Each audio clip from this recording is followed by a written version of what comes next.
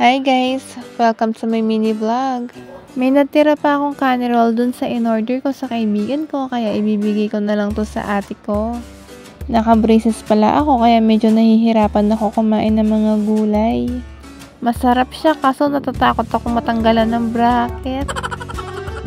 Birthday ko nga pala, kaya nag-order kami ng Jollibee. Kami-kami lang naman yung kakain, kaya konti lang yung in-order namin. Yung favorite ko nga palang cake is Black Forest. Huwebes Santo pala yung birthday ko, kaya sarado yung SM. Pagpasensyahan nyo na kung medyo maalog yung pagbibideo ko. Hindi pa kasi ganun kaganda yung gamit kong phone pang vlog. Medyo malayo rin pala yung nilalakad ko papunta sa company namin. Nakauwi na ako nito, tapos may dumaan na dirty ice cream, kaya napabili ako, pero pinalagay ko na lang sa baso. Nakalimutan ko na kung anong flavor to, pero feeling ko cheese flavor. Dahil birthday ko nga, nanlibre lang ako sa mga trabaho ko ng Jollibee. Buti na lang may malapit na Jollibee sa company namin. Hindi naman ganun kalaki yung inilibre ko sa kanila. Tsaka minsan-minsan lang naman yan.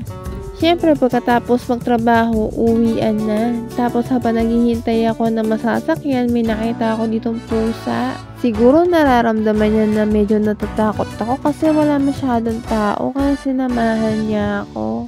Ang hirap mag-voice over, hindi ko na alam kung ano pa sasabihin ko. Basta pauwi na ako niyan, tapos madilim pa.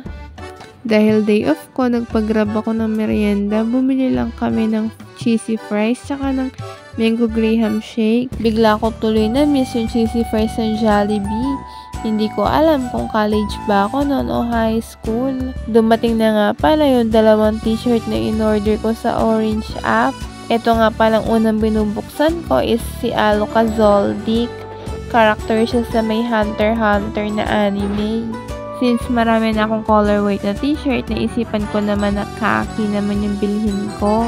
Sa mga gusto din umorder, makikita nyo lang yan sa Orange app.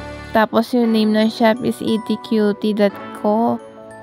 Yung isang t-shirt na binili ko is same color lang din. Si Giyu Tomioka naman to ng Demon Slayer. Kung mapapansin nyo, iba yung ayos ng upuan namin kasi malakas yung ulan, tumutulo yung kisame namin. Sa mga magtatanong kung anong size ng t-shirt ay small po yan.